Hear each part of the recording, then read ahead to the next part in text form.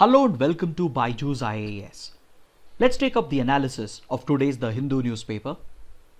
This article on page number 7 helps us understand the logic behind the decision of the government to impose a lockdown for 21 days. See, the question is, why did the government choose to impose a lockdown for just 21 days? Why not impose a lockdown for just 14 days? Or why not extend the lockdown for a month?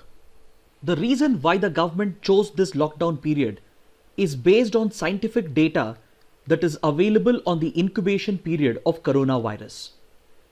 See, incubation period is nothing but the time between the exposure of a human host to a virus and when the human host starts displaying symptoms of the disease. Studies have shown that the incubation period for the coronavirus family, which includes viruses such as the SARS, MERS, SARS coronavirus 2, is around 14 days. Even for the filovirus family, which includes viruses such as Ebola, Marburg, etc., the incubation period is around 14 days. Studies have shown that a person infected with these viruses will start displaying symptoms within this period, and it is during this period that the chain of transmission has to be broken. It is on the basis of this estimated incubation period the government has decided to impose a lockdown for 21 days. An additional 7 days has been provided in order to ensure that any residual infection in the host dies out. According to these studies, the average incubation period for SARS coronavirus 2 is just a little above 5 days.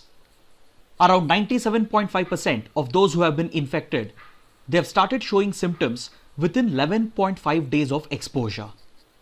So in addition to this estimated incubation period of 14 days, an additional 7-day period has been added to account for any residual infection, and hence the government has decided to impose a lockdown for 21 days in order to break the chain of transmission.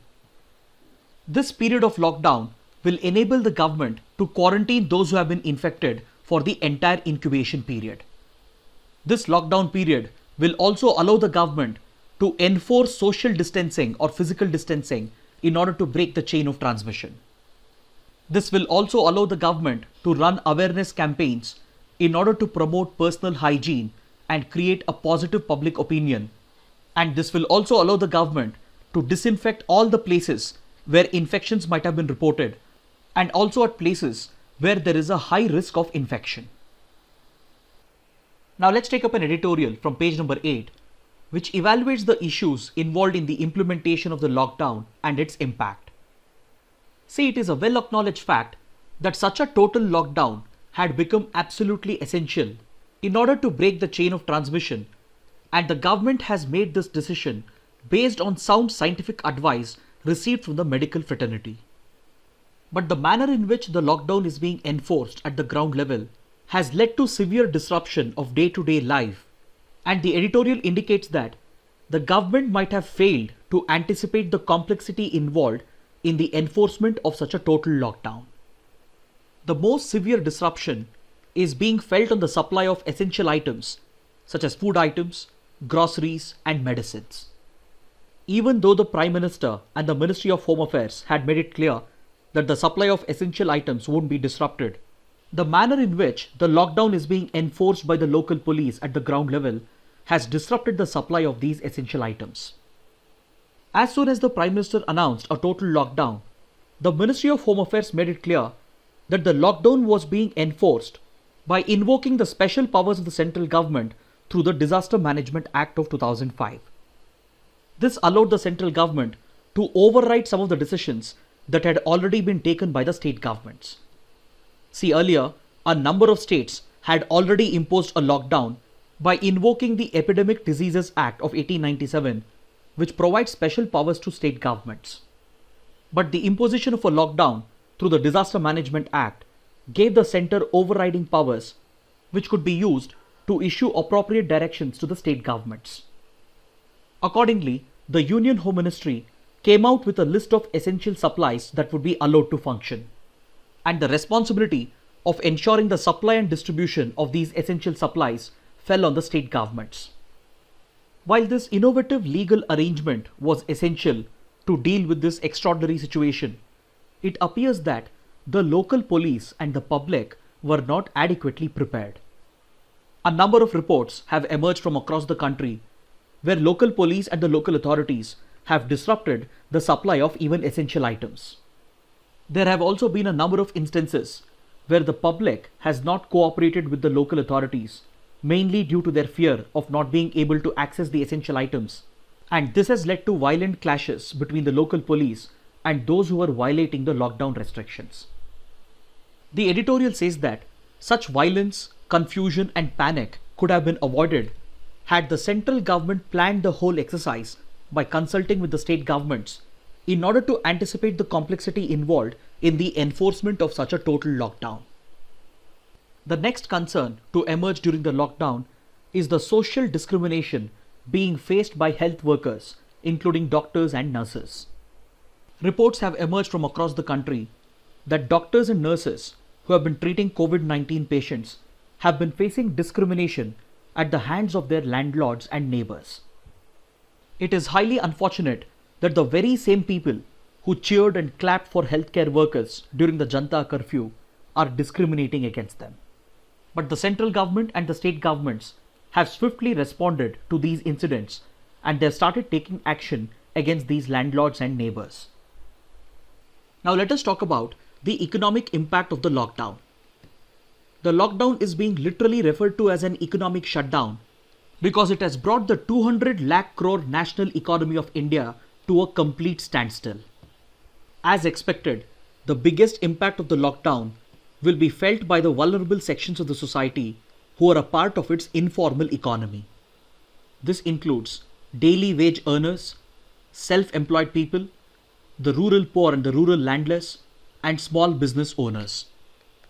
So as the informal economy has come to a standstill, and as the supply of essential items is being disrupted, the biggest impact of the lockdown will be felt by the poor and the weaker sections of the society. So in this context, the editorial makes a case for a large economic stimulus in order to revive the economy. A few days back, the finance minister announced an economic package which has extended tax deadlines and brought some relief to taxpayers and the MSME sector. The Prime Minister even announced a dedicated fund of 15,000 crore rupees to fight the COVID-19 pandemic. But the editorial says that these measures will only provide limited relief to the economy, and hence the government should come out with a larger economic stimulus package which can not only revive demand and industrial activity but also extend support to the poorer and the weaker sections of the society. Today, the finance minister is expected to announce one such stimulus package, and hence the editorial says that the government should abandon its fiscal deficit goals for the time being, considering the grave economic challenge that the country is facing. It says that the stimulus package should include a mix of fiscal policy action and monetary policy action. As a part of fiscal policy action, the government should increase its spending and cut down tax rates, even at the cost of breaching its fiscal deficit targets. For example, the government can provide for direct cash transfers through the PM-KISAN scheme and the Manrega scheme in order to support the poorer and the weaker sections. It can also announce a free supply of rations under the PDS system, in addition to the announcements that have already been made by the state governments. So such an increase in government spending can not only bring relief to the weaker and the vulnerable sections, but it can also help revive demand in a weak economy. Then the provision of tax cuts will help the industry, especially the MSME sector and small businesses, and as well as the salaried class. Then as a part of monetary policy action, the RBI needs to introduce more liquidity into the economy and cut down interest rates in order to provide cheaper loans and revive demand in the economy. Related to the same topic, we have a column on page number 8 which has been written by Dr. C. Rangarajan, who was the former governor of RBI and the former chairman of the Economic Advisory Council to the Prime Minister. In this column, Dr. C. Rangarajan says that the impact of coronavirus on the Indian economy can be broken into 4 channels. First is the impact on India's external demand. Second is the impact on India's domestic demand. Third is the supply disruptions that can be caused due to the lockdown and the slowdown in the global economy. And the fourth is the massive disturbances that are being caused in the financial markets. See, external demand for Indian products is expected to fall drastically because the global economy is staring at a recession and demand in the developed countries has also fallen drastically. Due to widespread shutdowns and lockdowns, the global economy is already said to have entered a stage of recession, and this fall in global demand is bound to affect the external demand for Indian products. So as a result, Indian exports are going to take a massive hit over the coming days. But the silver lining for India is that the subsequent fall in global oil prices is going to reduce India's import bill. But since we live in a globalized economy, there are far deeper interconnections that exist. The sudden fall in global oil prices is bound to affect the economy of the Gulf countries, which employ millions of Indian laborers. And as a result, the flow of remittances from the Indian diaspora will be affected. These remittances that we receive from the diaspora is very significant to the Indian economy because it is a crucial component for balancing India's current account deficit. So overall, the fall in global demand is going to affect India's external demand, but it will also lead to a reduction in India's import bill, and as a consequence, it might affect the flow of remittances into India. And as a result of the countrywide lockdown, domestic demand within India would be severely affected over the coming months, and it would also lead to large-scale supply disruptions. Because during the lockdown, transportation through road, rail and air has been completely suspended, and as a result, the commute of employees and workers is being disrupted, and this in turn will affect the productivity of India's domestic industry. The suspension of transportation and movement will also cause supply disruptions, which will further bring down the productivity of the domestic industry. These supply disruptions could also be global in nature because the restrictions are not only affecting India's exports, but it is also affecting the exports of other countries as well. Hence, import of essential items to India is going to be disrupted. For example, take India's automobile sector. It is heavily dependent on China and South Korea to import components, but the lockdown in these countries is going to disrupt their exports, and hence this disruption in global supply chain is going to affect imports to India as well, and this is going to bring down the productivity of India's domestic automobile sector. Then coming to financial market disturbances, this fall in global demand and the uncertainty surrounding the COVID-19 pandemic has led to a collapse of stock markets around the world, and even India's stock indices such as the Sensex and Nifty have taken a massive hit. So as a result, foreign capital in the form of FPIs has fled India, and this has led to a massive depreciation in the value of the Indian rupee. So in order to overcome these economic challenges, the writer suggests that the Indian government should come out with a massive economic stimulus package consisting of both monetary policy action and fiscal policy action. The monetary policy, which is determined by the RBI, should be focused on introducing more liquidity into the market, and it should also focus on cutting down interest rates in order to provide for easier loans. So this increase in liquidity and the availability of cheaper loans can help in reviving demand in the Indian economy. Then through its fiscal policy, the government needs to increase its expenditure by providing direct cash transfers in order to protect the weaker and the vulnerable sections. Then the government needs to cut taxes and provide for mortgage holidays in order to support the industry and protect the salaried class. Next, on page number 10 and 12, we have two articles which refers to the horrific terror attack that took place at a Gurdwara located in Kabul. During this attack, 25 worshippers belonging to the minority Sikh community have been killed, and the attack has been claimed by ISIS-K, or the Islamic State, which is based out of the Khorasan province in Afghanistan. See, the minority Sikh community in Afghanistan has a long history of facing religious persecution at the hands of radical Islamists. Especially when the Taliban was in power between 1996 and 2001, members of the Sikh community were mandated to wear yellow bands on their arms in order to distinguish them and enable their discrimination. Even other minority religious communities of Afghanistan, such as Hindus and Buddhists, have also faced persecution on account of their religion. But this attack on the Gurdwara comes as a significant turning point because it has taken place just a few days after the peace deal was signed between the United States and Taliban. See, over the last couple of years, such kind of attacks have taken place against the Sikh community, and all these attacks have been claimed by ISIS-K. But India believes that these attacks being claimed by ISIS-K is just a cover-up that has been created by Pakistan, because ISIS Khorasan has been substantially weakened over the last few years due to security operations conducted by the Afghan security forces and the United States. India believes that ISIS-K no longer has the capability to carry out such sophisticated terror attacks.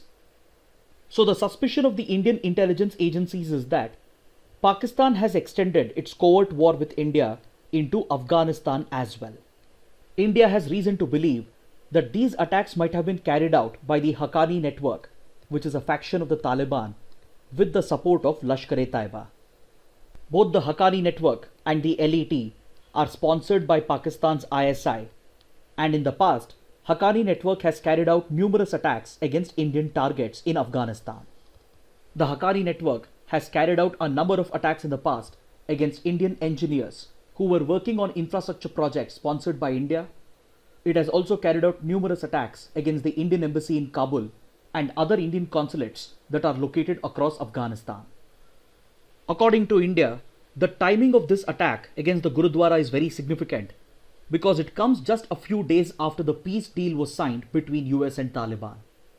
Over the last few days, we have seen that the intra-Afghan dialogue, which was mandated by the peace deal, has failed, and Pakistan could be using this as an opportunity to send a message across to India and the Western countries that radicalism is once again returning to a dominant position in Afghanistan, and outfits such as ISIS-K and Haqqani network, the faction of Taliban, will seek to target both Indian interests and as well as Western interests in Afghanistan.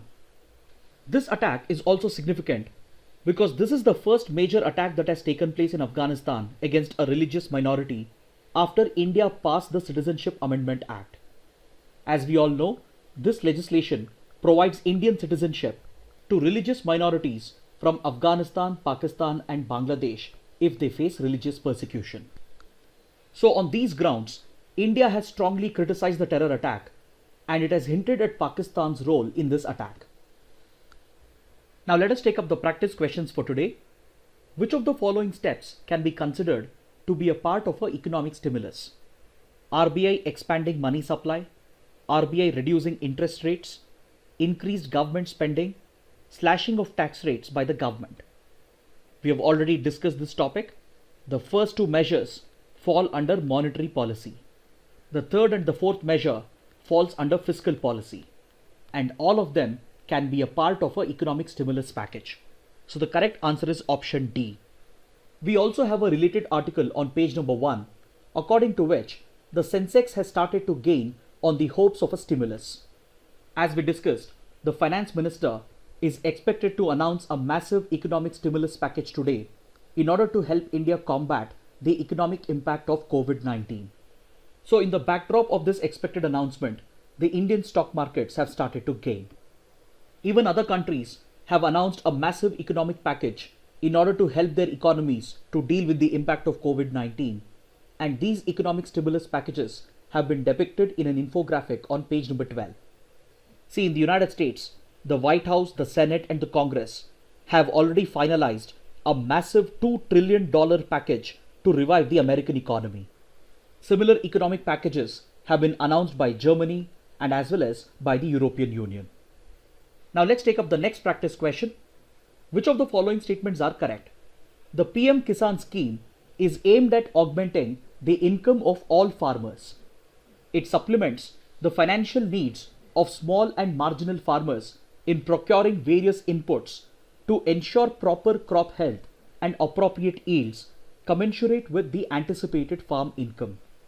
Amongst the given statements, the first statement is incorrect because the PM-KISAN scheme is aimed only at the small and marginal farmers, not at all farmers.